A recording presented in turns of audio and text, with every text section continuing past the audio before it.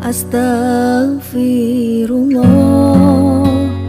Ya alhamdulillah wassalatu wassalamu ala rasulillah wa ala alihi wa sahbihi wa mawalah wa la hawla wa la quwata illa billahi wa ba'du. Alhamdulillah, segala puja dan puji hanya milik Allah subhanahu wa ta'ala. Di malam hari ini kita bisa duduk kembali di tempat yang insyaallah diberkahi Allah azza wa jalla. Salawat dan salam kita hadiahkan kepada Rasul kita Nabi besar Muhammad sallallahu alaihi wa ala alihi wasallam. Pembahasan di malam hari ini kita akan membahas seputar mukjizat Rasulullah sallallahu alaihi wasallam. Dan pembahasan ini cukup panjang ya, jadi mohon sabar juga ya. Ya mudah-mudahan tidak sampai jam 12 lah. Karena Al-Imam Ibnul Qayyim rahimahullahu ta'ala ketika membahas tentang berapa sebenarnya mukjizat yang dimiliki Rasul itu, beliau sampai mengatakan jumlahnya 1000 lebih. Jadi Rasul itu diberikan 1000 lebih mukjizat yang tidak diberikan kepada para nabi. Kenapa? Apa alasannya? Karena di antara kekhususan Nabi Shallallahu Alaihi Wasallam yang tidak diberikan kepada para nabi adalah Nabi diutus kepada seluruh manusia. Beda dengan para nabi diutus kepada kaumnya saja. Ketika para nabi diutus kepada kaumnya, maka mukjizat yang diberikan pun akan disesuaikan dengan adat istiadat kaumnya. Contohnya mukjizat Nabi Musa. Adat istiadat kaumnya di zaman Nabi Musa, mereka suka mempelajari sihir. Sehingga mukjizat yang diberikan kepada Musa mirip-mirip sihir, tapi bukan sihir, dia mukjizat. Di antaranya tongkat bisa menjadi ular, kemudian tangan dimasukkan ke pesak jadi bercahaya gitu ya. Kemudian dipukulnya tongkat ke lautan jadi terbelah gitu ya. Ataupun contoh yang lain, mukjizat yang diberikan kepada Isa bin Maryam. Karena di zaman itu kan zaman kejayaan perobatan, banyak ditemukan obat-obatan sehingga mampu menyembuhkan banyak penyakit. Maka di antara mukjizat Nabi Isa adalah menyembuhkan penyakit. Bahkan ada yang lebih hebat, bisa menghidupkan orang mati dengan izin Allah. Atau contoh mukjizat Nabi Saleh. Di zaman Nabi Saleh, orang suka mahat batu. Ya kan, dimasukkan mereka buat istana kan, karena mereka keturunan kaum Ad. Jadi orangnya kuat-kuat, gede-gede, mereka membuat istana-istana dari batu, bukan untuk ditempati, hanya kegemaran saja. Sehingga mukjizatnya pun ada mengait dengan batu, minta dikeluarkan unta dari batu, gitu ya. Lah, kalau Nabi SAW berbeda. Nabi itu diutus kepada semua manusia yang adat istiadatnya satu daerah dengan daerah itu kan berbeda-beda. Satu negara itu dengan negara lain berbeda-beda. Sehingga wajar mukjizatnya itu bermacam-macam gitu ya.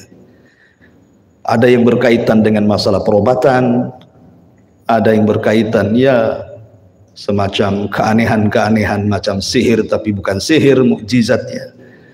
Atau menghabarkan sesuatu yang gaib menjadi sebuah kenyataan, dan banyak lagi nanti kita akan kaji, walaupun malam ini sekenanya sajalah. Kalau kita bahas semuanya, saya sendiri sudah merangkum di sini sekitar 100 lebih mukjizat yang saya tulis di sini. Makanya mudah-mudahan bisa selesai malam ini secara singkat tapi padat. Pertama, kita urut dari mukjizat Nabi Sallallahu Alaihi Wasallam, peristiwa Isra dan juga Mi'raj. Ini mukjizat besar bagi Nabi. karena tidak pernah diberikan kepada para nabi yang lain. Hanya nabilah yang pernah di-Isra Mi'rajkan Allah Subhanahu wa taala sampai di Sidratil Muntaha. Paling tinggi para nabi di langit ke-7 Ibrahim, kan itu ya. Kemudian di langit ke-6 ada Nabi Musa, di langit ke-5 ada Nabi Harun, kemudian di langit ke-4 ada Idris, langit ke-3 ada Nabi Yusuf, langit kedua ada Harun dan ada Yahya dan Isa, di langit pertama Adam. Jadi paling tinggi sampai langit ke-7 saja. Tapi Nabi SAW sampai ke Sidratil Muntaha. Ini kan mukjizat besar yang tidak dimiliki oleh para nabi. Dan peristiwa Isra Mi'raj ini adalah peristiwa yang luar biasa, karena di saat itu Nabi SAW sedang kesulitan berdakwah. Bagaimana tidak, di Mesir, di Mekah dia diusir, kemudian dia mencoba ke Taif. Orang Taif pula kurang lebih dengan orang Mekah gitu ya. Mereka pun ganas juga melempari Rasul, sehingga Rasul SAW seolah-olah sudah tidak ada tempat untuk berdakwah. Lah saat sesak dadanya Nabi SAW inilah, maka Rasul dihibur Allah untuk melihat kekuasaannya, supaya makin mantap lagi.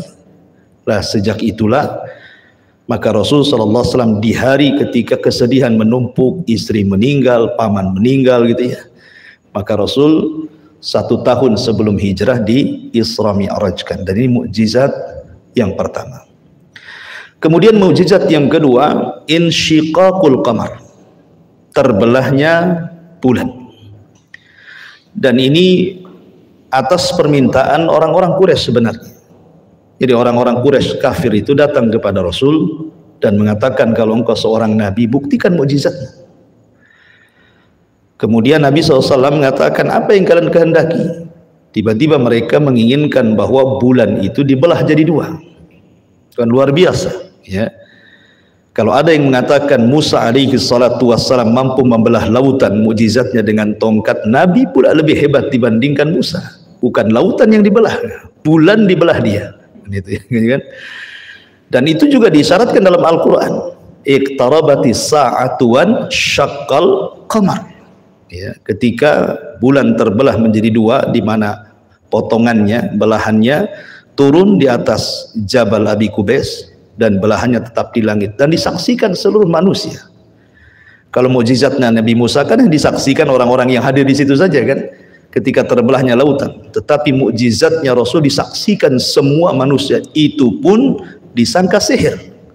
Masih saja dituduh bahwa itu bukan mukjizat tetapi sihir.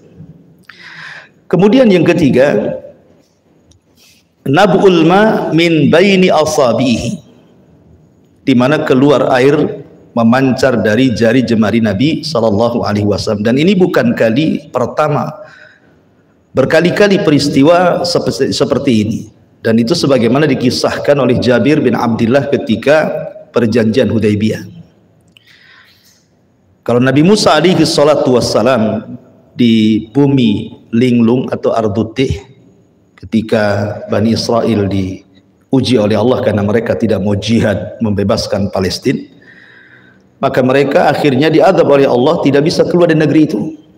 Dan negeri itu padang pasir, tidak ada makanan, tidak ada minuman gitu ya.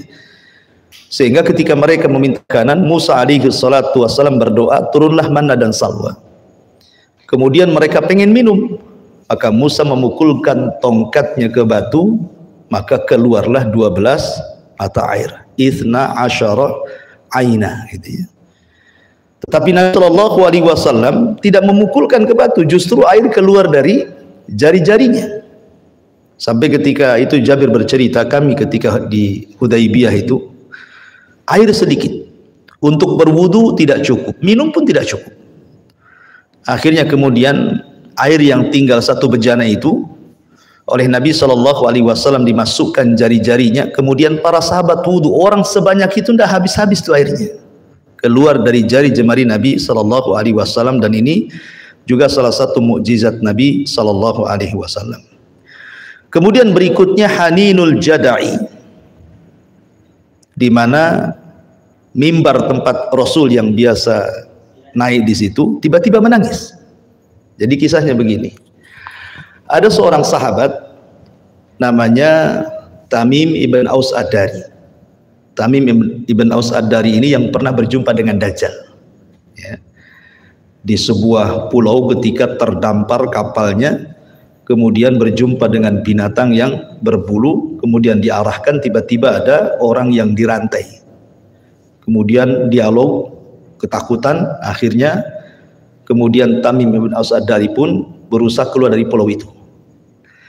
Lah ketika itu kemudian dia pun beriman kepada Nabi Shallallahu Alaihi Wasallam. Lah Tamim ibn Aus Ad-Dari ini punya keahlian. Dia kan dulunya Nasrani masuk Islam karena dia memang seorang pelaut. Jadi punya keahlian mampu membuat mungkin zaman sekarang ini petromak gitu ya untuk cahaya ini. Kan nggak ada listrik zaman itu. Dialah yang pertama menerangi Masjid Nabi. Kemudian dia karena pandai membuat perahu, jadi dia buatkan mimbar bagi Nabi. Sehingga karena Rasul sudah tidak lagi di pelepah kurma yang biasa beliau naik, karena sudah ada mimbar baru. Jadi ketika Rasul kemudian perdana naik mimbar itu, tiba-tiba pelepah kurma yang biasa Rasul berdiri di situ menangis. Dan itu kedengaran para sahabat. Ya, kemudian Nabi Shallallahu Alaihi Wasallam turun, kemudian mengelus pelepah itu, kemudian diam. Kata Rasul, kalau aku diamkan maka dia akan menangis sampai kiamat. Gitu kan? Kami menunjukkan bahwa ini mukjizat Nabi SAW, sampai kayu saja menangis gara-gara sudah tidak diinjak Rasul Sallallahu Alaihi Wasallam untuk berkhutbah. Ini juga mukjizat Rasul Sallallahu Alaihi Wasallam. Kemudian juga taslimul hajar, di mana bebatuan dan juga asjar pepohonan mengucapkan salam kepada Rasul. Dan peristiwa seperti ini bukan kali pertama, tapi berulang-ulang. Bahkan sebelum diangkat jadi nabi pun, di mana batu dan juga pepohonan itu mengucapkan salam. Dan itu dilihat dari pengakuan Maisarah. Maisarah itu pembantu Khadijah, bukan perempuan. Maisarah itu laki-laki. Jadi Maisarah ini kan disuruh oleh Khadijah sebelum menikah, disuruh untuk menemani Rasul berdagang ke Syam. Dan Khadijah mengatakan kepada Maisarah, catat segala sesuatu peristiwa yang kau dapati selama berjalanmu dengan Muhammad itu. Lah salah satu catatan yang dilaporkan kepada Khadijah adalah dia mengatakan, aku melihat sepanjang jalan mulai dari Mekah menuju Syam, awan menaungi kami dan kami tidak pernah kepanasan di padang pasir. Kemudian yang kedua, setiap melewati pepohonan dan juga bebatuan, maka terdengar suara salam kepada Nabi Sallallahu Alaihi Wasallam. Dan itu juga menjadikan mukjizat. Mungkin bahasa para ulama, kalau keanehan sebelum diangkatnya beliau menjadi Nabi dan Rasul disebut irhasat namanya ya, irhasat. Tapi kalau sudah diangkat jadi Nabi dan Rasul disebut mukjizat. Ada irhasat, ada mukjizat. Kalau irhasat itu sebelum diangkat jadi Nabi dan Rasul. Kalau mukjizat setelah diangkat jadi Nabi dan Rasul. Tapi ada yang tidak membedakan, dua-duanya mukjizat. Dan sebelum diangkat menjadi Nabi dan Rasul saja sudah banyak keanehan gitu ya. Di antaranya perang Gadah gitu kan. 50 hari setelahnya lahirlah Nabi. Kemudian juga ketika diangkat menjadi anak susuan Halimah Sa'diyah gitu kan. Itu kan sepanjang perjalanan itu banyak keanehan tuh. Di mana Atan, unta kurus yang ditunggangi Halimah itu, padahal dia datang paling belakang, tiba-tiba pulang paling pertama sampai gitu. Untanya enggak capek, enggak lelah, karena yang menunggangi adalah calon seorang nabi gitu ya. Kemudian juga di antara mukjizat beliau adalah himayatul malaikati lahu, di mana malaikat senantiasa menjaga Nabi. Suatu ketika Abu Jahal, Fir'aunnya umat ini, sesumbar di hadapan orang-orang Quraisy. Coba saja kalau kita lihat Muhammad sholat di hadapan Ka'bah, aku tunjang lehernya. Dan itu para pemuda orang-orang Quraisy rupanya baru ngomong begitu, betul-betul Rasulullah datang. Kemudian betul-betul sholat di Ka'bah itu. Jadi orang-orang ini menagih janji Abu Jahal. Abu Jahal, tadi kau ngomong apa tadi? Kalau si Muhammad itu sedang sholat dan posisinya sujud, kau akan tunjang lehernya. Dia sedang sholat tuh. Betul-betul dilaksanakan sama Abu Jahal. Tiba-tiba mendekat Nabi Sallallahu Alaihi Wasallam, kemudian hampir kakinya menginjak leher. Tiba-tiba dia terpental dengan sangat jauh sekali. Dan dia pun ketakutan. Sehingga dia tidak berani mendekat Rasul. Sehingga orang-orang kafir Quraisy, anak-anak muda di sekitar itu heran gitu. Ada apa? Apakah kau tidak jadi wahai Abu Jahal untuk mengikat leher si Muhammad itu? Ini pengakuan Abu Jahal sendiri. Dia mengatakan, aku tidak bisa. Fa inni ra'aitu la khandaqan wa haulan wa ajnihatan, kata dia. Demi Allah, aku tidak bisa mendekati dia karena antara diriku dan dirinya ada parit api yang sangat besar, menakutkan, dan seolah-olah aku dihempas sayap, katanya. Kata Nabi SAW, laudana minni lahtatafannahul malaikatu udwan. Coba dia sekali lagi mendekati diriku, tentu malaikat akan mematah-matahkan semua badan dia, katanya. Dari sini turun ayat, ara'aita alladhi yanha 'abdan idza shalla.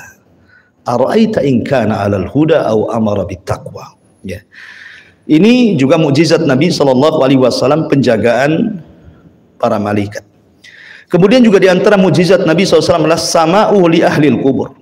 Rasul bisa mendengar atau diperdengarkan orang-orang yang diadab di kuburan. Jadi suatu ketika Rasul lewat, tiba-tiba kemudian ada dua kuburan itu, Nabi berhenti di situ. Sahabat heran gitu, ada apa? Rupanya Nabi SAW mengambil pelepah kurma yang masih basah, kemudian dibelah menjadi dua. Kemudian ditancapkan satu di kuburan yang satunya, dan satunya di kuburan yang satunya. Kemudian Rasul menceritakan, tadi aku mendengar suara dua orang ini sedang diazab dan berteriak-teriak kesakitan. Maka aku tancapkan pelepah ini, mudah-mudahan sebelum kering bisa meringankan azabnya, kata Rasul. Tetapi ini khususiah Nabi ya. Ini khususiah Nabi, jangan pula ditiru. Biar umpamanya nggak diazab, tanami pula pohon pisang di situ. Gitu. Kita kan nggak dengar orang yang dikubur diazab. Kalau antum mengikuti cara Nabi, antum suudon sama orang yang dikubur. Gitu ya. Boleh jadi dia sedang mendapatkan nikmat kubur kan, ngapain antum tancap-tancap pohon pisang di situ? Artinya bahwa ini khususnya Nabi SAW. Kemudian juga di antara mukjizat Rasul ihtijaj Jabalil Uhud. Jadi suatu ketika Rasul bersama Abu Bakar dan Umar serta Utsman ibn Affan radhiyallahu anhu itu naik di atas Bukit Uhud. Tiba-tiba ada lini, ada gempa gitu ya, bergegar itu Bukit Uhud itu. Jadi Nabi SAW tiba-tiba berhenti. Abu Bakar berhenti, Umar berhenti, Utsman juga berhenti. Karena bagaimanapun di atas gunung kemudian gempa kan takut nih kan. Tiba-tiba Rasul mengatakan, daya Uhud, tenang wahai Uhud, tenang. Fa inna alaika siddiqun wa syahidan. Di atas kamu ada siddiq, maksudnya Abu Bakar, dan ada dua orang yang akan mati syahid. Ya kan? Dan betul rupanya Umar mati syahid, dibunuh oleh seorang Majusi, Abu Lu'lu. Dan Utsman juga mati syahid, dibunuh oleh kelompok Sabaiyah. Tapi lihat bagaimana Nabi SAW menenangkan bukit itu. Tiba-tiba kemudian bukit itu langsung tenang. Dan ini terulang ketika Rasul berada di Bukit Hira. Jadi dua kali kejadiannya. Pertama di Bukit Uhud, yang kedua di Bukit Hira. Kasusnya sama. Kata Rasul, uskut ya Jabal, diam kau gunung. Tiba-tiba diam. Nah, ini mukjizat Nabi SAW. Kemudian juga diantaranya adalah syifa'u ba'di ashabihi ala yadaihi biidnillah. Rasul bisa mengobati dengan kedua tangannya sahabat-sahabat Rasul. Dan ini beberapa kasus. Salah satunya adalah kasus dalam perang Uhud. Abi Qatadah radhiyallahu an pernah kemudian matanya kena pedang sehingga keluar kelopak matanya. Kemudian dipegang tuh. Kemudian menghadap Nabi SAW. Diambil lagi bola matanya, dimasukkan lagi. Kemudian kata sahabat, aku tidak pernah melihat mata seindah Abi Qatadah, katanya. Gitu ya. Ya, kalau kita mana bisa masukin mata, makin buta kan ya. Kemudian juga kisah Ali bin Abi Thalib dalam perang Khaybar. Khaybar itu kan peperangan terakhir melawan Yahudi. Karena perang melawan Yahudi itu kan 4 kali di Madinah itu ya. Pertama perang Bani Qunaiqah, kemudian perang Bani Nadir, kemudian perang Bani Quraidah setelah perang Ahzab, kemudian terakhir perang Khaybar. Dan itu last lah Rasul mengusir orang Yahudi di Madinah itu ketika perang Khaybar itu.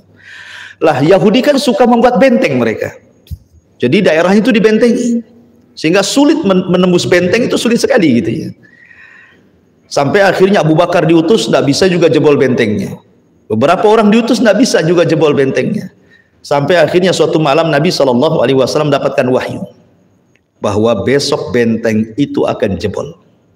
Kumpulkan sama Rasul sahabat-sahabat. Kata Rasul, besok akan ada seorang laki-laki yang mencintai Allah dan dicintai Allah. Di tangannya bendera kemenangan. Ketika itu Umar bin Khattab radhiyallahu an, yang nggak pernah mau jadi pemimpin, dia sampai paling depan seolah-olah ingin ditunjuk Nabi pagi harinya itu. Ya, kata Umar, demi Allah aku tidak mau jadi pemimpin kecuali hari itu. Kenapa?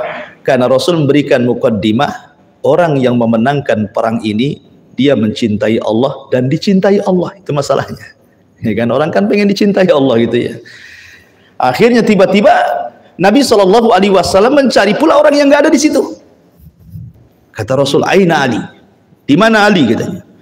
Orang-orang mengatakan Ali sakit matanya dan memarah. Wahai Rasul, hampir tidak bisa melihat. Wajar, namanya hidup di padang pasir, kemudian banyak angin, mungkin kelilipan tuh apa kan bisa lah gitu. Makanya orang sana kan suka pakai serban, wajar ya. Serban itu bukan sunnah, itu adat istiadat sana. Ya. Jadi ketika itu Rasul tetap memaksa, datangkan Ali kepada kami. Akhirnya Ali pun dipapah gitu ya, karena sudah parah penyakit matanya. Maka Nabi SAW cukup kemudian meludahi kedua mata Ali dan langsung sembuh. Wah, ini kan ludahnya Rasul jadi obat. Nah, tapi jangan diamalkan ini ya. Ini khususiah Nabi SAW, bahaya kalau udah antum itu. Bisa buta. Taib. Jadi Nabi SAW bisa mengobati, dan itu bagian daripada mukjizat dengan izin Allah Subhanahu wa ta'ala, dan banyak kasus-kasus seperti ini ya. Kemudian juga Nabi SAW mampu ru'yatu ashabihi min wara'i dhahri. Rasul itu bisa melihat ke belakang persis seperti melihat ke depan. Jadi seolah-olah punya mata di belakangnya itu. Rasul bisa melihat ke belakang walaupun dia tidak menengok seperti kita. Seperti umpamanya kasus ketika Abi Bakrah. Jadi Rasul sedang sholat berjamaah. Abi Bakrah ini hampir ketinggalan rakaat karena ketika masuk ke masjid orang sedang ruku. Karena dia takut tidak mendapatkan ruku, ketika baru sampai di pintu masjid dia sudah takbiratul ihram. Kemudian dia ruku, kemudian jalan sampai saf. Karena takut ketinggalan ruku masalahnya kan. Orang sudah ruku di sana. Kalau saya pamannya seorang sedang ruku mengarah ke sana mungkin sudah i'tidal kan, nggak keburu. Jadi karena takut ketinggalan ruku, jadi dari pintu masjid sudah Allahu Akbar ruku dan jalan sampai ke saf. Sampai selesai sholat dia ikut salam. Kata Nabi SAW selesai sholat, siapa tadi yang jalan sambil ruku? Katanya. Kok tahu Nabi coba? Ya, sebanyak itu para sahabat satu masjid, macam mana mau lihat? Ya. Tiba-tiba Abu Bakrah mengatakan, ana ya Rasulullah, katanya. Maka Rasul mengatakan, zadakallahu hirsan wala ta'ud. Semoga Allah menambah kesemangatan ibadahmu wahai Abi Bakrah, tapi jangan kau ulangi ya. Jangan kau ulangi gitu ya. Kalimat jangan kau ulangi inilah menjadi khilaf para ulama. Apakah jangan kau ulangi ruku sambil berjalan, ataukah jangan kau ulangi sholatmu, artinya sudah sah gitu ya. Dari sinilah maka khilaf para ulama, apakah orang mendapatkan ruku itu dapat satu rakaat? Dan itulah pendapat yang kuat bahwa orang mendapatkan satu rakaat itu ketika mendapatkan rukunya imam. Ya, dari hadis Abi Bakrah ini pendalilannya. Ya, ini menunjukkan bahwa Nabi SAW melihat ke belakang persis seperti melihat ke depan. Kemudian juga di antara mukjizat Rasulullah tauqirul wahsyi lahu sallallahu alaihi wasallam wa ihtiramuhu. Bagaimana binatang menghargai Rasul. Imam Ahmad dalam musnadnya meriwayatkan satu hadis dari Anas bin Malik radhiyallahu an. Jadi suatu ketika Anas sedang dibonceng oleh Rasul di atas keledai. Jadi kendaraan Rasul itu kan kalau keseharian Rasul biasanya nunggang keledai. Tapi kalau agak jauh sedikit pakai kuda. Kalau jauh sekali pakai unta, gitu ya. Jadi keledai itu binatang yang paling sederhana.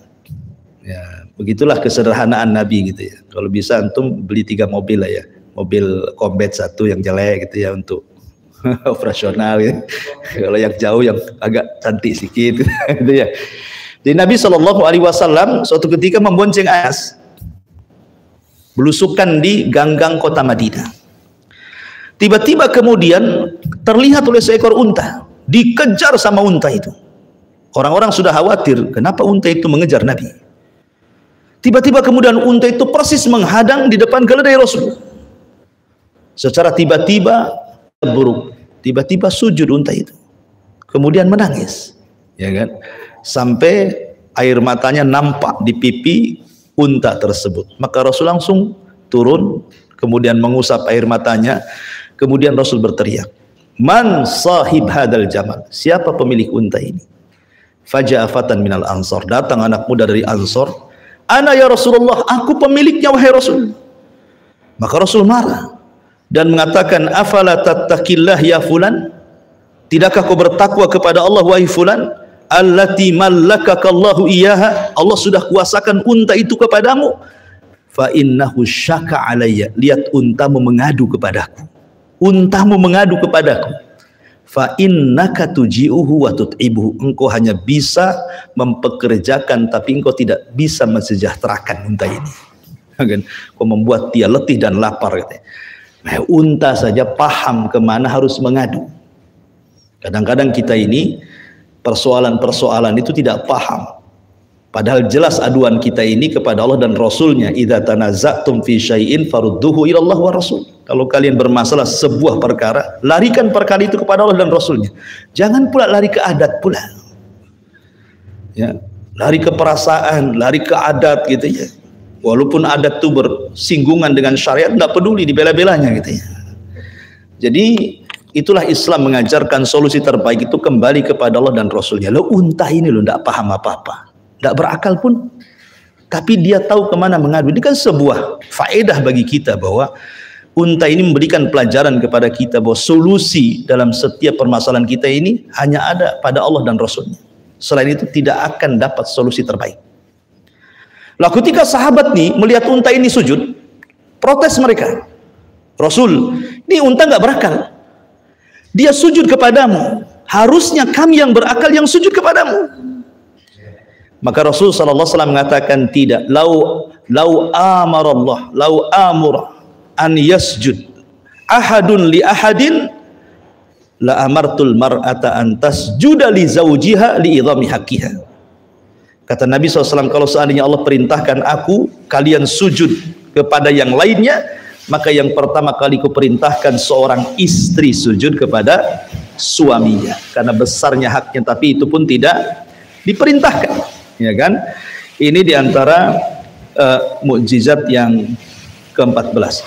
Kemudian juga selanjutnya nuzulul matar bidu'aihi Nabi SAW, turunnya hujan dengan sebab doa Nabi SAW. Jadi suatu ketika Rasul itu sedang khutbah Jumat. Jadi Rasul ceritanya ini sedang khutbah Jumat. Datang orang Badui, tiba-tiba memutus. Rasul lagi khutbah, namanya orang Badui kan, itu main putus-putus saja dia kan. Rasul lagi ceramah, diputusnya. Kemudian dia mengatakan, "Rasul, desa kami kekeringan, jalan-jalan sudah pecah, ladang-ladang kering kelontang, tidak ada yang hidup dari tumbuhan, hewan-hewan hampir mati. Tolonglah berdoa kepada Allah agar hujan." Maka lagi khutbah itu Rasul langsung mengabulkannya tuh. Langsung Rasul kemudian mengangkat kedua tangan dan berdoa doa istisqa. Subhanallah. Belum lagi Rasul menurunkan tangannya, hujan sudah lebat. Dan hujan tidak berhenti sampai 1 minggu, sampai akhirnya banjirlah desa itu. Jadi Jumat depannya datang lagi Rasul, "Tolonglah berdoa kepada Allah, hentikanlah hujan itu," katanya. Kemarin minta hujan, sekarang minta dihentikan karena kebanjiran desanya. Maka Rasul SAW kemudian berdoa, "Allahumma hawalaina wala alaina, Allahumma alal akam wal jibal wa nabati asyjari." Ya Allah, kalau bisa hujan ini kau alihkan ke bukit-bukit, ke gunung-gunung, ke tempat-tempat yang tumbuh-tumbuhan, pohon-pohonan di situ. Maka akhirnya hujan pun berpindah gitu ya. Dan ini juga salah satu mukjizat Nabi ini juga doa. kalau hujan sudah nampak bahaya gitu kan, nampak banjir, doa-doa ini. Allahumma hawalaina wala alaina.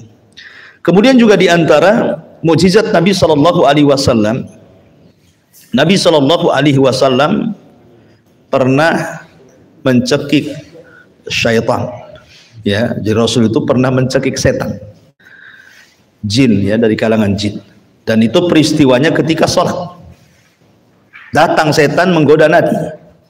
Akhirnya oleh Rasul dicekik setan itu. Kata Rasul, aku merasakan dingin liurnya. Kok bisa? Setan tercipta dari api, tapi kok liurnya dingin? Kan gitu ya. Ini menunjukkan bahwa yang pertama diciptakan dari api itu bukan turunannya. Sama dengan kita ya. Adam kan diciptakan dari tanah, turunannya kan nggak ada dari tanah gitu ya. Nah, jadi sama juga, jin juga sama seperti itu. Kemudian Rasul hampir mengikat dia di tiang Masjid Nabawi. Tapi Rasul teringat dengan doa Sulaiman, di mana Nabiullah Sulaiman pernah berdoa agar jangan diberikan kekuasaan kepada siapapun kecuali dirinya. Ya kan? Tidak boleh ada orang yang diberikan kekuasaan seperti dirinya, kata Sulaiman. La yambagi ahadan minal alamin. Maka Rasul teringat dengan doa itu, maka Rasul pun tidak jadi mengikat. Padahal kata Rasul, kalau aku ikat setan itu, maka aku buat jadi dia mainan anak-anak, besoknya dilempari katanya kan. Tapi kemudian dilepas oleh Nabi sallallahu alaihi wasallam. Dan ini mukjizat Rasul, bisa menangkap setan dan mencekiknya. Kalau kita mana bisa. Makanya kalau dulu ada orang yang jubah-jubahan nangkap-nangkap jin di rumah itu acting itu. Mana bisa ditangkap setan? Cemana pula nangkapnya? Ditangkap, dihadang, kayak main-main sinetron kan itu ya. Mana coba? Masukkan botol. Masalahnya botol itu bawahnya lubang, keluar lagi dari lubang. Jadi sebenarnya tidak mungkin. Makanya kata para ulama akidah, orang itu tidak bisa melihat jin kecuali punya jin. Kalau dia melihara jin, maka dia bisa melihat jin. Makanya jangan kemudian kita katakan anak kecil yang punya indera lebih dari 5 tuh, indera ke-6 ke-7 gitu ya, indigo gitu ya, itu bukan anak ajaib, itu anak kesurupan, itu harus diruqyah karena itu ada jinnya, ya kan. Kemudian juga di antara mukjizat Nabi Shallallahu Alaihi Wasallam adalah beliau pernah suatu ketika meramalkan kematian Umayyah ibn Khalaf. Jadi suatu ketika gini, Nabi Shallallahu Alaihi Wasallam pernah mengatakan kepada Sa'ad bin Mu'ad. Sa'ad bin Mu'ad itu kan kawan dekatnya Umayyah ibn Khalaf. Umayyah ibn Khalaf ini ya, kalau di Quraisy itu ya sejajar dengan Abu Jahal, pembesar lah gitu ya. Nah, jadi suatu ketika Sa'ad bin Mu'ad ini kan sudah masuk Islam. Sementara Sa'ad dengan Umayyah bin Khalaf ini kan berkawan di masa jahiliyah. Karena apabila Umayyah ini berdagang ke Syam atau ke Yaman, mesti mampir di rumah Sa'ad bin Mu'ad. Dan Sa'ad bin Mu'ad itu pembesar kaum Aus.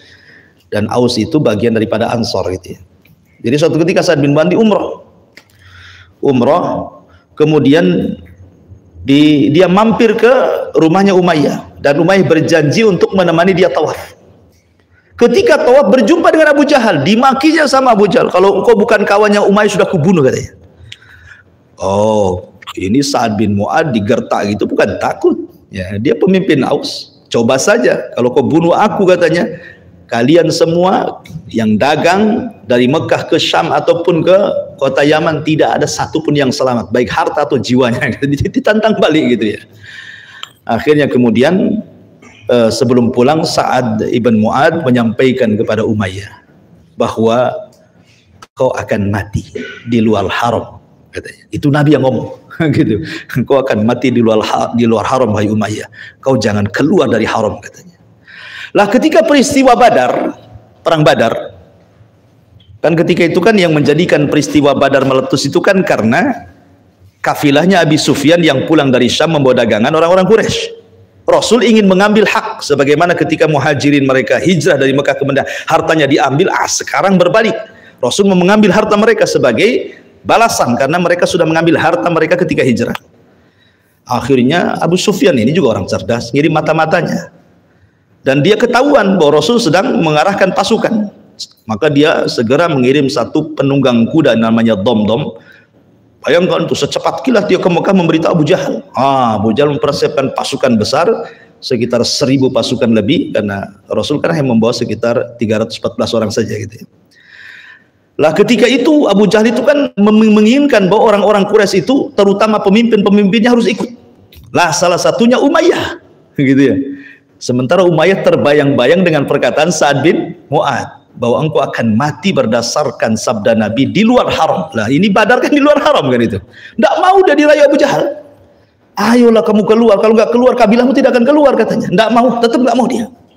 Ya. Akhirnya kemudian Abu Jahal ini cerdas juga, orangnya licik gitu kan. Dikirimnya kemudian buhur, buhur itu semacam untuk perempuan, wangian perempuan, baju perempuan. Kau pakai, kau ini perempuan bukan laki-laki. Tersinggunglah dia kan, karena dianggap kalau tidak mau perang itu dibilang perempuan gitu. Wah itu aib kan itu. Akhirnya dia tersulut, akhirnya mau juga dia jihad. Jihad ala jahiliyah tentunya ya, bukan ala Islam. Akhirnya dia ikut bersama Abu Jahal, dan betul apa yang dikatakan Sa'ad bin Mu'adz. Dia salah satu orang yang mati di perang Badar. Gitu ya, atas sabda Nabi Shallallahu Alaihi Wasallam, dan itu mukjizat Nabi. Ya. Kemudian juga di antara mukjizat Nabi Shallallahu Alaihi Wasallam dalam peperangan itu juga nuzulul malaika. Karena dalam perang Badar itu berapa malaikat turun? 5.000, dipimpin Jibril lagi. Anehnya orang Islam tidak melihat, orang kafir melihat. Sampai Jibril itu menunggang kuda namanya Haizum. Kudanya Jibril itu namanya Haizum. Ya, sampai ketika Jibril datang, kata Rasul menghindar. Para sahabat kan bingung karena nggak melihat malaikat. Kata Rasul menghindar, kasih jalan. Kaidum Haizum. Maka kemudian tiba-tiba orang-orang kafir Quraisy, belum sahabat mencabut pedang, kepala mereka sudah pada melayang kan itu kan. Ini siapa yang membantai mereka? Lah Abi Sufyan yang selamat dalam peperangan itu langsung dia kabur ke Mekah, memberitahu Abu Lahab. Abu Lahab itu pengecut, tidak mau ikut perang. Dia hanya nyewa orang untuk menggantikan dirinya saja. Dia menceritakan sama Abu Lahab bahwa dia melihat ada orang yang berjubah putih, naik kuda putih, kemudian pedang terhunus gitu, yang membantai kami semuanya. Akhirnya ada budaknya Fadl bin Abbas yang menyembunyikan keislaman, tiba-tiba nyeletuk. Itulah malaikat yang membantu Nabi. Marah Abu Lahab, ditamparnya budaknya si Fadl. Kau mendukung dia ya katanya. Pulang budaknya Fadl ini lapor sama istrinya Fadl. Marah istrinya Fadl ini. Karena dipukul budaknya Abu Jahal, ambil ini kayu, dicarinya Abu Lahab, sudah ketemu, dipentung kepalanya sampai berdarah. Kau sudah menampar budak, wah sekarang kau pentung kepala. Sebab lukanya itulah meninggalnya Abu Lahab. Ya, gara-gara istrinya Fadl bin Abbas itu. Ketika dia hendak safar, di tengah jalan dia sakit, akhirnya meninggal, jasadnya dibiarkan sampai 3 hari bau, nggak ada berani orang mendekati. Anak-anaknya pun nggak mau mendekati. Terpaksa dilempari batu. Itulah batu itu kuburannya. Itulah Abu Lahab. Ya, artinya bahwa salah satu mukjizat Rasul turunnya para malaikat di peperangan. Kemudian juga di antara mukjizat Nabi Shallallahu Alaihi Wasallam adalah Nabi Shallallahu Alaihi Wasallam menceritakan tentang perang Mu'tah. Perang Mu'tah itu perang perdana bagi Khalid bin Walid. Khalid bin Walid itu kan masuk Islam belakangan dia. Di Mekah nggak masuk Islam, sampai Rasul sudah hijrah ke Madinah pun nggak masuk Islam dia. Kenapa alasannya Khalid tidak langsung masuk Islam dan telat masuk Islam gitu ya? Alasannya karena dia masih terpaut dengan Abu Jahal. Dan Abu Jahal ini kan orangnya orator, pandai ngomong, makanya orang Quraisy menyebutnya Abul Hakam. Karena kalau ngomong itu betul-betul berbobot gitu ya, banyak hikmah-hikmah. Tapi karena dia tidak mau masuk Islam, maka Nabi mengganti kalimat Abul Hakam dengan Abu Jahal. Jadi Abu Jahal itu kunyah yang diberikan Nabi. Orang-orang Quraisy menyebutnya Abul Hakam. Hakam itu artinya karena kalimat-kalimatnya penuh hikmah. Makanya Khalid itu tidak mau masuk Islam karena masih tertarik dengan Abu Jahal, terpengaruh dengan Abu Jahal. Setelah Abu Jahal meninggal itulah terpikir dia kan, setelah dia berpikir, apalagi keluarganya sudah banyak masuk Islam. Khalid bin Walid ini, abangnya duluan masuk Islam. Ya. Tapi bapaknya justru orang yang memusuhi Nabi, ya, Al-Walid ibn Mughirah. Al-Walid ibn Mughirah itu yang difirmankan dalam surah Al-Mudaththir. Bayangkan bapaknya Khalid itu orang kaya. Kekayaannya loh terbentang dari Taif sampai ke Mekah. Itu kebun dia semua. Berapa ribu hektar tuh. Ya, bapaknya Khalid kayanya itu. Oh. Jadi kaya sekali bapaknya Khalid, Al-Walid bin Mughirah itu. Dia tokoh Quraisy itu. Omongannya daripada Abu Jahal dia lebih berpengaruh. Al-Walid bin Mughirah itu. Karena sudah kaya, dermawan kan itu ya. Tokoh besar dan ahli syair. Dan ketika itu kalau sudah ahli syair kan dipertimbangkan tuh di zaman itu kan. Sampai Allah Subhanahu wa taala berfirman soal Khalid Al-Walid bin Mughirah ini, "Darni wa man khalaqtu wahida." Biarkan aku yang membalasnya, kata Allah. Karena aku yang menciptakan dia. Aku sudah berikan kekayaan yang membentang, anak-anak yang banyak. Sebenarnya Al-Walid bin Mughirah ini bapaknya Khalid bin Walid sudah mau masuk Islam sebenarnya. Ketika dia ingin mengecek gitu ya kebenaran Rasul, dia datang kepada Abu Bakar. Kemudian dia tanya-tanya sama Abu Bakar itu tentang Nabi. Sama Abu Bakar dibacakan ayat. Oh, dari situlah dia merasa sedap dengan ayat itu. Akhirnya enggak penasaran juga datang kepada Rasulullah. Kemudian dibacakan oleh Rasul, makin mantap lagi dia. Cuman masalahnya ketika dia memuji Nabi SAW kedengaran sama Abu Jahal. Maka Abu Jahal datang ke tempatnya Al-Walid bin Mughirah, ayahanda Khalid bin Walid ini. Menceritakan, bagaimana pendapatmu tentang Muhammad? Oh, dipujinya habis. Bingunglah Abu Jahal nih. Sempat dia masuk Islam, bisa satu Quraisy masuk Islam. Orang kaya, orang paling kaya. Orang-orang itu memang luar biasa. Dialah yang pertama kali merobohkan Ka'bah. Al-Walid bin Mughirah ini. Kan Ka'bah ini kan mau direnovasi tuh. Tapi nggak ada yang berani merobohkan Ka'bah. Kenapa? Karena masih terngiang peristiwa Abroha. Jangan-jangan kalau kita robohkan Ka'bah nanti datang burung ababil kan itu. Al-Walid yang berani, dia mengatakan, biar aku yang pertama merobohkannya. Kalaupun terjadi apa-apa biar aku yang mati. Karena aku tidak hendak merobohkan Ka'bah untuk menghancurkan sebagaimana Abroha ketika menghancurkan Ka'bah. Maka mulailah dia yang pertama merobohkan, tidak terjadi apa-apa. Baru semuanya ikut. Memang ini tokoh luar biasa Al-Walid bin Mughirah ini. Ya, tetapi ketika dia dimintai ceramah di hadapan orang ramai, takut kalau dia memuji Rasul, jabatan dia hilang. Akhirnya dia pun berkomentar tentang Rasul bahwa Al-Quran yang dibawanya itu adalah sihrun yu'thar. Itu sihir yang diimpor dari luar katanya. Oh gitu. Turun ayat. Sa'uslihi saqar. Allah mengatakan saya akan masukkan Al-Walid ke neraka saqar. Nah, kan? Bapaknya ini musuh Nabi, tapi anaknya lihat Khalid bin Walid pejuang. Ya, pejuang Nabi. Tidak ada peperangan yang dipimpin dia kecuali menang. Sampai ketika dia memimpin perang Uhud dari pasukan Abi Sufyan, kan kalah kaum muslimin. Itu karena kecerdikan Khalid. Ya kan? Makanya ketika dia masuk Islam, pertama yang diikuti perang adalah perang Mu'tah ini. Dan perang Mu'tah itu perang perdana melawan orang-orang Romawi. Orang Romawi ini tentaranya banyak. Itu gara-gara apa? Gara-gara surat yang dilayangkan Rasul. Nggak terima orang Romawi itu. Akhirnya mereka membawa pasukan untuk menyerang Madinah. Ketemulah di Mu'tah. Lah di sini Nabi SAW mengutus 3 pemimpin. Pertama Zaid, kemudian kedua Ja'far, yang ketiga Abdullah ibn Rawahah. Tiga-tiganya meninggal. Kata Nabi SAW, kalau Zaid meninggal maka bendera dipegang Ja'far. Kalau Ja'far meninggal dipegang Abdullah ibn Rawahah. Rasul di Madinah tidak ikut perang Mu'tah. Tapi Jibril datang memberitahu bagaimana Zaid meninggal, bagaimana Ja'far meninggal, bagaimana Abdullah ibn Rawahah meninggal. Sampai Rasul mengatakan, semoga Allah menggantikan kedua tangan Ja'far yang putus saat peperangan dengan kedua sayap dan dia bisa terbang sesuka dia di surga. Tapi Rasul mengatakan seperti itu. Nah, dan Rasul mengatakan dan bendera itu akan dipegang oleh Khalid. Pada Rasul di Madinah ngomong begitu.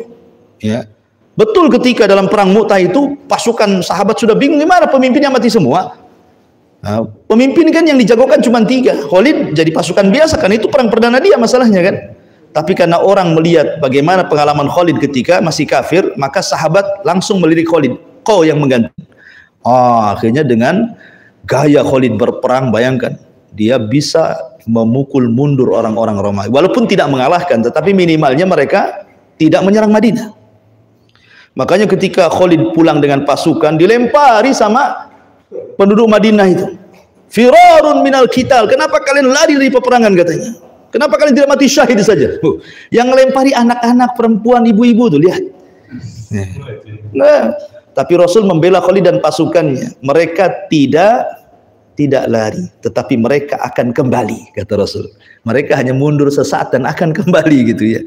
Tetapi di sini bagaimana Rasul mendapatkan kabar, dan itu mukjizat. Kenapa Rasul tahu Zaid meninggal, Ja'far meninggal, Abdullah bin Rawahah meninggal, kemudian bendera akan dipegang Khalid, itu kalau bukan mukjizatnya. Karena datang wahyu memberitahu Nabi sallallahu alaihi wasallam. Kemudian juga termasuk mukjizat Rasulullah syakkus sadrin Nabi. Dibelahnya dada Rasul, dan itu ada 3 pendapat. Ada yang mengatakan bahwa Rasul itu dibelah 2 kali. Ya. Ada yang mengatakan 1 kali, ada yang mengatakan 3 kali. Ya.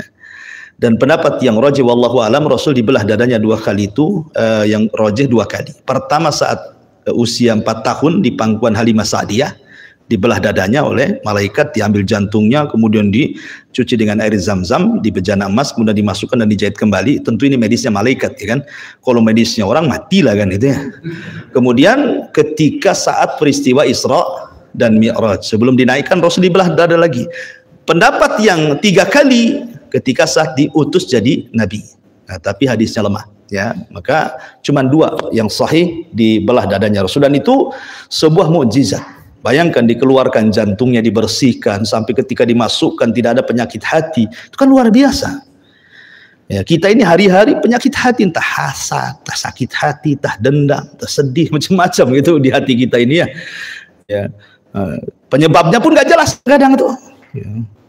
Jadi ini mukjizat Nabi SAW dengan dibelahnya dada Rasul. Kemudian juga di antara mukjizat Rasul, Nabi SAW pernah menghabarkan kepada seorang laki-laki yang mengaku Islam, dan dia ikut terlibat dalam peperangan. Ada yang mengatakan dia seorang munafik, ya kan? Kata Rasulullah SAW, hadza min ahlin nar. Orang ini termasuk penduduk neraka. Terjadi peperangan. Rupanya orang yang dikatakan oleh Rasul, orang ini penduduk neraka, paling banyak membunuh orang. Dari semua sahabat dia paling banyak membunuh orang. Habis itu dia meninggal meregang nyawa dengan tombak menancap di perutnya.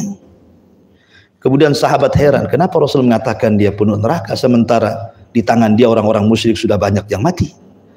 Justru dia yang berjasa kan itu. Tapi Rasul mengatakan tidak.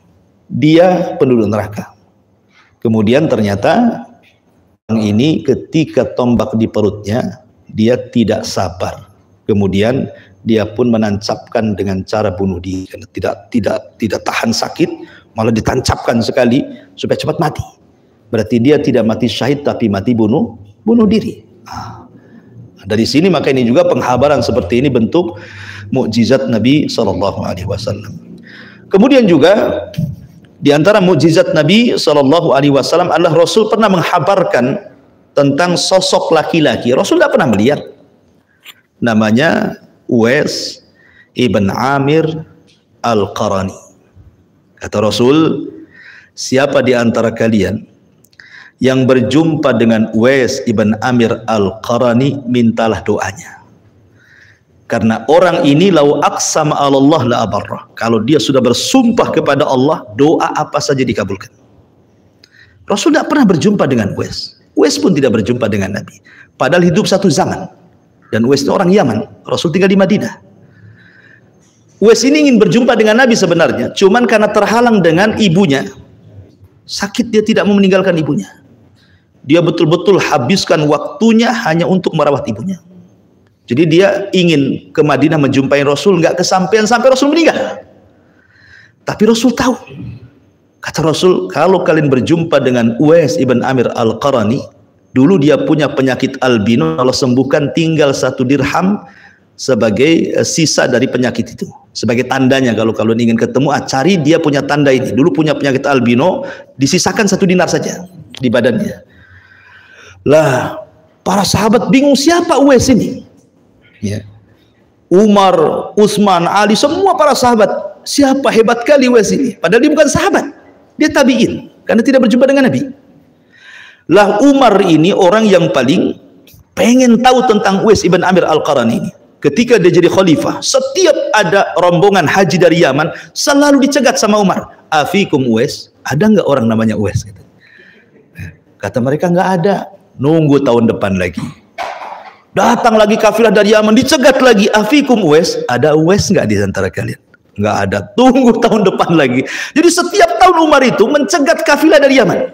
Sampai suatu ketika mereka mengatakan, ya ada orang namanya Uwais. Karena ketika itu ibunya sudah meninggal, sehingga dia bisa haji. Ya. Kata Umar, di mana? Maka kata rombongan ini, Uwais awalnya dari Yaman bersama kami. Tapi karena dia tidak punya apa-apa, maka dia pun kemudian sementara waktu dia bekerja kepada seorang kaya yang banyak ternaknya. Dia merawatnya mungkin beberapa hari untuk mengumpulkan biaya supaya bisa makan ketika haji. Kata Umar, di mana tempatnya? Mereka menyebut tempatnya. Umar membawa Ali bin Abi Thalib. Dicarinya ke tempat itu, rupanya ada orang sedang sholat. Ya. Kemudian diperhatikan oleh Umar bin Khattab dan dicocokkan dengan ciri-ciri yang disabdakan Rasul. Setelah nampak, kayaknya betul ini Uwais. Kemudian mengatakan, apakah engkau Uwais? Kata Uwais, tidak, saya Abdullah katanya. Saya hamba Allah. Kata Umar, semua orang itu Abdullah hamba Allah. Ya. Saya ingin tahu nama yang diberikan ibumu kepadamu. Akhirnya dia ngaku, saya adalah Uwais. Siapa bapakmu? Abdullah. Semua bapak Abdullah katanya. Saya ingin nama bapak yang diberikan nenekmu kepada bapakmu. Nah, baru dia ngaku namanya Amir. Engkau Uwais ibn Amir al-Qarani. Kemudian dibuka bajunya, ada bekas penyakit albino yang disisakan 1 dinar itu. Langsung dipeluknya Umar dan mengatakan, ya Uwais, Nabi bersabda begini, begini, begini. Aku minta doa. Doanya cuma satu, mintalah kepada Allah agar Allah mengampuni dosaku. Itu saja permintaan Umar itu.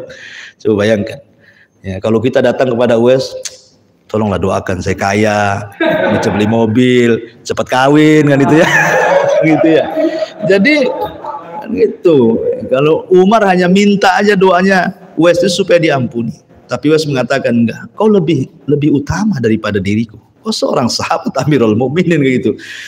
Tetapi akhirnya pun dia mendoakan, tetapi Uwais mengatakan, jangan pernah cerita kepada siapa-siapa. Cukuplah engkau saja wahai Amirul Mukminin. Habis itu Uwais ditanya, kau hendak kemana wahai Uwais? Dia mengatakan, aku ingin jihad ke Syam. Maka dikabulkan oleh Umar, diberangkatkan dia ke Syam dan ikut berjihad membuka Persia di sana. Ya, intinya bahwa Rasul menghabarkan tentang Uwais kan. Nah ini kan mukjizat. Rasul tidak pernah berjumpa kok. Tapi Rasul menghabarkan tentang Uwais dan mukjizat Nabi SAW. Kemudian juga di antara mukjizat Nabi SAW adalah Nabi SAW pernah menggendong Hasan dan Husain, cucu Nabi.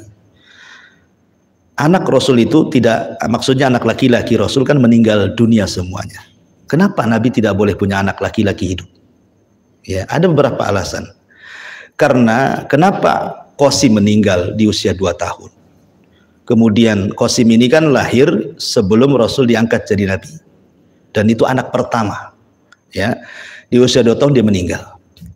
Kemudian setelah meninggal Rasul langsung punya 4 anak sekaligus, semua perempuan. Berturut-turut, ya, Zainab lahir, habis itu Ruqayyah lahir, Ummu Kulsum lahir, Fatimah lahir. Nah, kemudian habis itu punya anak laki-laki lagi setelah diutus jadi Nabi, namanya Abdullah. Makanya oleh Rasul kemudian dijuluki At-Tayyib atau At-Tahir, ya, orang baik, karena diutus setelah jadi Nabi kan. Tapi sayang, belum genap 2 tahun disusui, meninggal. Sedih Khadijah. Sebab itulah kemudian Rasul sedih, makanya kemudian Khadijah mengambil anak angkat namanya Zaid ibn Harithah untuk mengobati Rasul juga kan, karena anak laki-lakinya meninggal semua.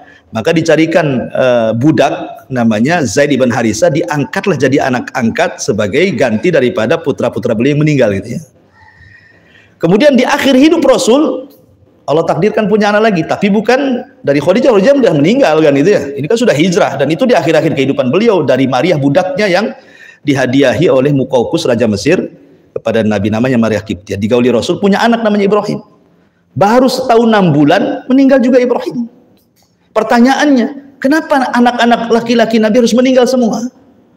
Kata para ulama, sebab kebiasaan para Nabi itu, kalau punya anak hidup sampai besar pasti akan mewarisi para jadi Nabi. pasti jadi pewaris Nabi. Ibrahim punya anak Ishak jadi Nabi, punya anak Ismail jadi Nabi, Ishak punya anak Ayub jadi Nabi, Ayub punya anak Yusuf jadi Nabi, kan itu ya. Zakaria punya anak Yahya jadi Nabi, Nabi Daud punya anak Sulaiman jadi Nabi. Seandainya anak Rasul hidup sampai dewasa jadi Nabi, sementara tidak ada Nabi setelah Nabi.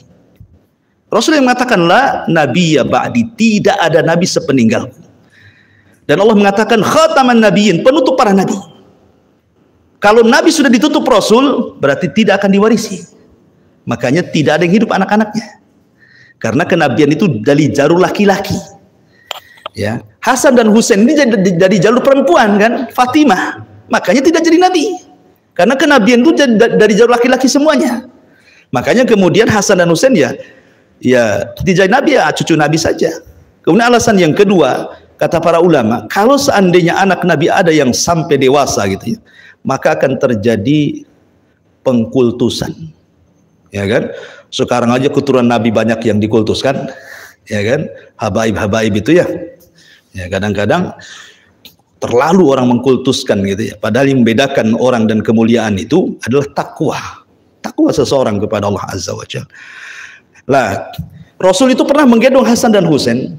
Kemudian Hasan dan Husain ini salah satu dari dua cucuku ini, kata Rasul, akan ada yang mendamaikan kekuatan kaum muslimin yang sedang berhadapan-hadapan dan siap bunuh-bunuhan, katanya. Rupanya betul, di saat Khalifah Abu Bakar sudah nggak ada, Umar sudah nggak ada, Utsman meninggal, di sini mulai cekcok. Ada fitnah perang antara kaum muslimin, kubu Muawiyah dan kubu Ali. Ketika Ali meninggal, tahtanya jatuh ke tangan Hasan. Hasan lebih banyak dukungannya dibandingkan bapaknya. Kalau dia mau menyerang Muawiyah, menang. Tetapi Hasan tidak mau. Dia ingin berdamai. Dia serahkan kekuasaannya kepada Muawiyah. Dia tidak menjadi khalifah. Hanya 6 bulan saja dia mimpin. Dan ketika itu disebut Amul Jamaah.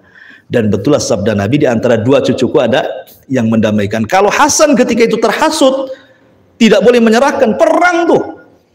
Bisa bunuh-bunuhan tuh. Hasan udah banyak orang-orang Kufah dukung kan dibandingkan di masa itu. Tetapi Hasan tidak mau, sudah tahu ini akan banyak korban. Sudahlah, akhirnya persis seperti sabda Rasul, khilafah kenabian itu 30 tahun. Ditutup dengan 6 bulan, kekhilafan Hasan genap 30 tahun. Setelah itu tidak ada khilafah nubuah, yang ada mulkun wa rahmah.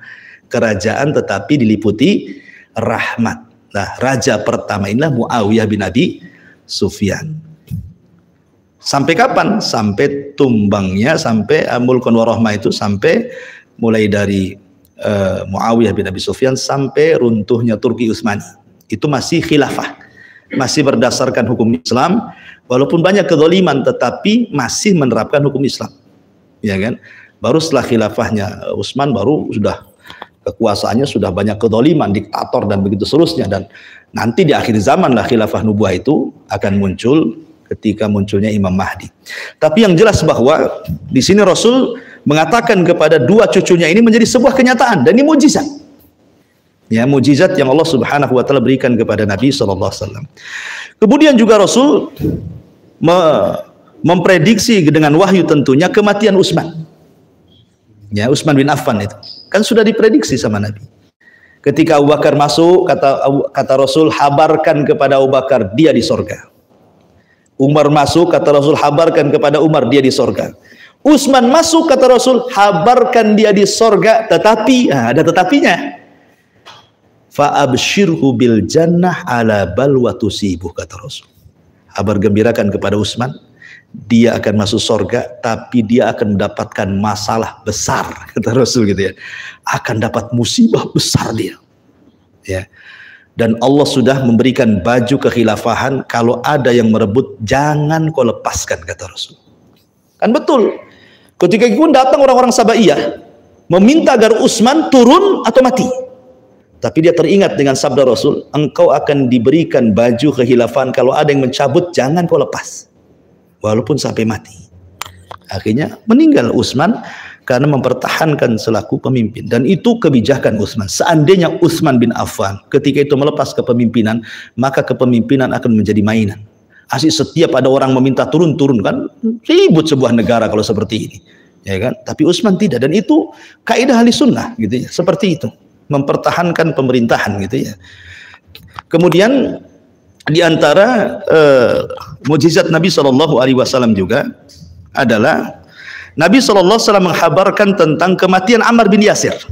Ammar ibn Yasir. Jadi ketika Rasul sampai di Madinah sedang membuat Masjid Nabawi, kan gotong royong itu ya, ngangkat batu satu. Lah Ammar bin Yasir ini bukan satu batu yang diangkat. Kalau orang itu satu batu, dia 3 batu dia diangkat, karena kuat Ammar itu fisiknya, Ammar bin Yasir itu. Maka Rasul mengatakan kepada Ammar bin Yasir, ya Ammar, dipujinya habis, tapi di ujung-ujungnya Rasul mengatakan, sataktuluka fi'atun bagi, hei Ammar, nanti ku akan dibunuh para pemberontak, katanya kan itu. Rupanya betul, ketika terjadi perang antara Muawiyah dengan Ali, Ammar meninggal dalam perang Siffin. Dan Ammar di kubu siapa? Di kubu Ali. Menunjukkan pemberontaknya siapa? Muawiyah. Ya. Tetapi di sini, walaupun Muawiyah dianggap pemberontak, tetapi kita tidak bisa mencela Muawiyah, karena Muawiyah sahabat Nabi. Muawiyah penulis wahyu Nabi. Dia melakukan seperti itu karena ijtihad. Seorang mujtahid apabila berijtihad salah tetap dapat pahala. Ya, kalau kita betul saja salah, apalagi salah kan gitu ya. Karena kita bukan seorang mujtahid. Ya, jangan coba-coba berijtihad. Ya. Kemudian juga Nabi SAW menghabarkan tentang Handalah. Handalah itu yang meninggal dalam perang belum mandi junub. Jadi habis menggauli istrinya, tiba-tiba datang panggilan jihad. Ya khailallah irkabu, hei kuda-kuda Allah, bersiaplah perang. Belum sempat mandi junub, udah baris. Akhirnya mati dalam peperangan, mati syahid. Kata Rasul, Handalah ghasilul malaika. Dia jasadnya sedang dimandi besarkan para malaikat. Maka disebut ghasilul malaika. Luar biasa. Dan itu mukjizat Rasul, mampu menghabarkan perkara-perkara yang gaib. Kemudian juga di antara mukjizat Nabi SAW adalah tentang kisah Khabbab bin Arat. Khabbab ibn Arat. Jadi Khabbab bin Arat itu kan dibeli oleh tuannya karena dia seorang pandai besi. Tuannya itu punya bengkel pembuatan senjata. Akhirnya nyari budak, dapatlah Khabbab di pasar Ukat itu. Karena dilihatnya Khabbab ini orangnya kebal, kekar gitu ya, bisalah untuk bekerja di pandai besi gitu. Dibeli ya. Jadi ketika dia jadi pandai besi, bekerja kepada tuannya, Allah takdirkan Khabbab ini tertarik masuk Islam. Ketahuan sama tuannya, setiap hari disiksa dengan cara apa? Dibakarkan besi, kemudian disundut semua badannya, tidak ada satupun badan tersisa kecuali ada sundutan besi itu. Khabbab bin Arat. Akhirnya nggak tahan, karena hari-hari disundut besi, kayak kita disundut rokok gitu ya, kan panas sekali. Hari-hari seperti itu, siapa yang tahan? Akhirnya dia datang kepada Rasulullah. Rasul sedang bersandar di kiswah Ka'bah. Kemudian dia mengatakan, ya Rasulullah, ala taranana, tidak kau iba melihat kami? Kata Nabi SAW, ada apa wahai Khabbab?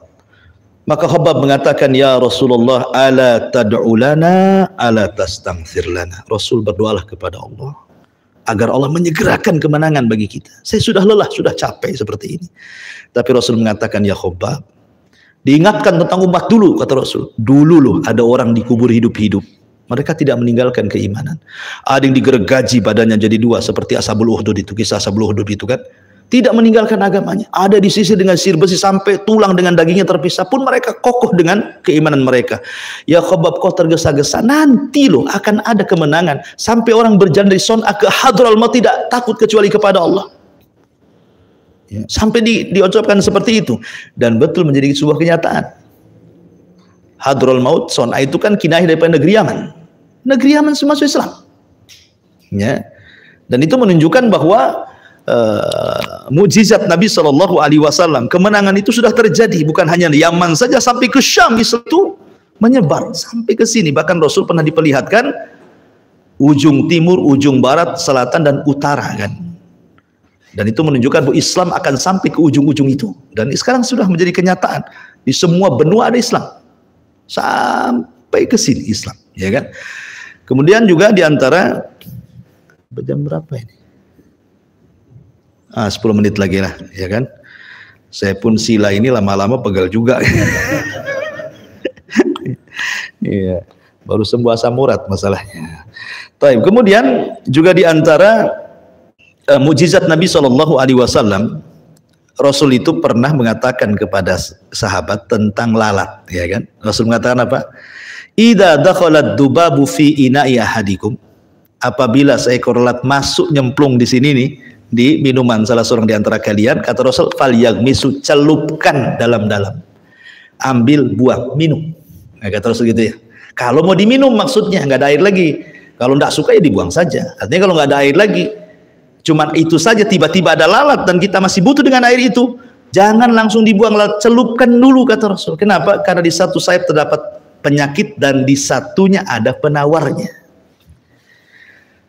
Sebagian orang meneliti, pihak kedokteran, ahli-ahli kesehatan, dan terbongkar memang betul-betul ada. Jadi penawar racun lalat itu ada di situ juga. Ya memang Allah itu terkadang maha adil kan. Terkadang kita makan durian rupanya obatnya di kulit durian kan itu ya. Nah, orang kepatu ular juga obatnya dari bisa ular. Orang kena corona rupanya vaksin pun dari corona kan itu ya. Jadi memang nggak jauh-jauh dari situ obat itu.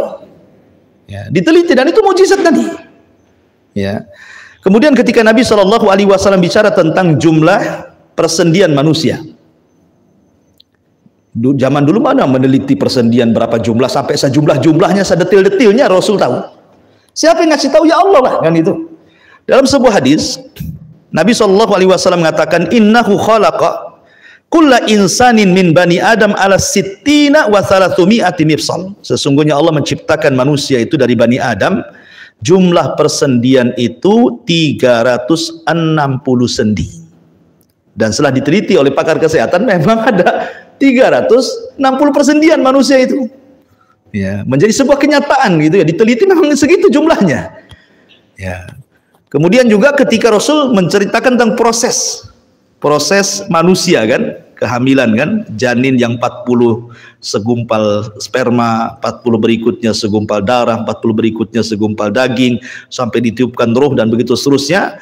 Itu semua adalah mukjizat dari Allah Subhanahu wa taala, menunjukkan bahwa ini salah satu mukjizat yang luar biasa. Jadi secara kesimpulan begini saja. Jadi mukjizat Rasul itu tentu yang paling besar Al-Qur'an. Kalau kita bicara tentang ijazul Qur'an, luar biasa.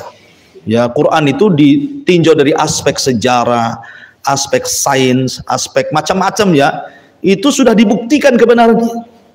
Al-Qur'an itu. Karena itu memang mukjizat luar biasa. Orang Arab saja yang fasih bahasa Arabnya tidak bisa mendatangkan satu ayat atau satu surat, karena luar biasa ilmu bahasanya itu. Ya, banyak orang-orang mendengar Quran itu gara-gara mendengar Islam, gara-gara mendengar Quran. Seperti contohnya Umar bin Khattab. Orang kan banyak menceritakan Umar itu kalau masuk Islamnya Umar itu ketika dia mau membunuh Nabi, ya kan? Kemudian dihadang oleh seorang sahabat yang menyembunyikan keislamannya. Kemudian ditanya, Umar, kau mau pergi kemana? Kata Umar, membunuh si Muhammad itu katanya. Kata orang ini mengatakan, maukah ku habarkan ada perkara lebih besar daripada kau datang ke rumah dari Arqam? Kata. Kenapa? Adikmu masuk Islam, katanya kan? Fatimah. Datang dia. Rupanya Fatimah dengan Sa'id bin Zaid sedang membaca Quran dengan Khabbab. Akhirnya Umar mendobrak rumahnya, dipukulnya Fatimah. Dia menyesal karena sudah memukul adiknya, kemudian suruh mandi, baca Quran, masuk Islam. Ini riwayat lemah ini. Riwayat ini secara matan dan sanad itu lemah. Kenapa? Gak masuk di akal. Masa Umar suruh mandi, dia masih kafir. Ada manfaat mandinya? Ya. Orang kafir suruh mandi, nggak ada manfaat mandinya. Ya. Kemudian juga nggak mungkin Umar sudah memukul Fatimah sampai berdarah-darah, tiba-tiba suruh mandi lagi emosi. Masa Umar mau kayak gitu kan gitu? Jadi para ulama mengatakan secara sanad dan matan itu lemah riwayat seperti ini. Lalu kisah yang sahih tentang masuk Islamnya Umar itu apa? Riwayat Imam Mujahid, dan ini riwayat yang paling dengan dalil. Jadi sebab Umar masuk Islam itu karena Umar itu suatu ketika sedang tawaf di Ka'bah.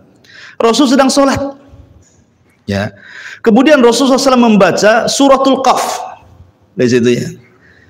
Kemudian setelah Rasul membaca surah Qaf bahwa Quran itu bukan sihir, Quran itu dan yang membacanya Rasul itu bukan majnun, bukan orang gila. Banyaklah di surah Qaf itu intinya. Lah ketika setelah mendengar surah Qaf itulah Umar tersentuh. Dengan sebab mendengar surah Qaf itulah Umar masuk Islam. Dan banyak sahabat yang gara-gara mendengar Quran masuk Islam. Contohnya Zubair bin Mut'im. Dia sudah hendak membunuh Nabi gara-gara apa? Pamannya mati di perang Badar. Datang dia ke Madinah. Rasul sedang sholat maghrib, baca surah Toha. Didengerin baik-baik surah Toha itu. Kata Zubair, wallahi hatta kada qalbi an yatir. Demi Allah hatiku mau terbang mendengar surat itu. Tiba-tiba dia masuk Islam, bukan itu ya? Itulah keajaiban Quran. Hanya mendengar saja orang bisa masuk Islam. Tapi aneh, coba antum datang ke orang yang sedang duduk, antum baca Quran, apa nggak lari orang tuh? Nggak, salah tempat baca Quran di sini. Bukannya masuk gitu ya. Rupanya bukan setan aja yang lari, orang pun dibacakan Quran lari rupanya. Ya. Jadi dari sini ikhwatul fillah bahwa Quran itu keajaiban luar biasa. Jadi mukjizat Rasul itu ada yang sudah terjadi dan tidak mungkin berlalu, seperti terbelahnya bulan tadi ya. Ada yang terus berlangsung sampai kiamat seperti Al-Quran. Ada yang belum terjadi, contohnya seperti Rasul menghabarkan tentang tanda-tanda kiamat, munculnya Dajjal, turunnya Isa, adanya Yajuj dan Ma'juj, dan begitu seterusnya sampai adanya api yang menggiring manusia ke negeri Syam. Itu inti daripada mukjizat. Yang jelas Imam Ibnul Qayyim sampai menjumlah mukjizat Rasul itu 1000 lebih. Luar biasa kan mukjizat Rasul itu. Makanya ini yang saya baca ini nggak sampai 50 ya. Padahal saya sudah meringkas sampai 100 ini ya. Karena akhlak-akhlaknya Rasul itu juga mukjizat. Contoh yang paling mudah saja. Rasul itu suka senyum. Dia itu bermuka masam 1 kali. Ketika berdakwah di hadapan orang Quraisy, datang Abdullah ibn Umi Maktum. Itu saja muka masam. Habis ditegur Rasul tidak pernah. Kalau kita kan asik masam terus muka tuh kan. Ada masalah sedikit, nah malah senyum. Itu kan mukjizat, orang senyum terus kan mukjizat kan. Atau contoh nih, Rasul tidak pernah mencela makanan. Itu kan mukjizat tuh. Kita ini kalau 1 hari nggak mencela makanan kayaknya nggak sah tuh. Beli bakso di sini, cemana? Kayak tak pandai masak orang ini kan gitu ya. Mudah kali kita ngomong seperti itu kan. Coba 1 hari nggak mencela, apalagi istri antum kan itu. Gak usah sini lagi bang, gak enak gitu ya. Mesti tuh ngomong kayak gitu. Nah ini kan mujizat, orang nggak pernah mencela masakan, mencela makan dulu. Rasul kalau suka dimakan, kalau nggak ditinggal. Dan sikap seperti itu nggak bisa kecuali Nabi. Ya, sampai ke akhlak-akhlaknya jadi mujizat Rasul itu. Sampai ke tidurnya pun jadi mujizat. Ya, jadi memang kalau cerita mujizat Rasul banyak sekali gitu ya. Nah, tapi sayang juga memang. Pertama kaki juga sudah pegal gitu. Yang kedua sebagian antum juga sudah bosan gitu ya. Maka pas di jam 10 kita selesai, kita buat tanya jawab saja lah. Silahkan kalau ada yang mau bertanya di malam hari ini. Wallahu a'lam.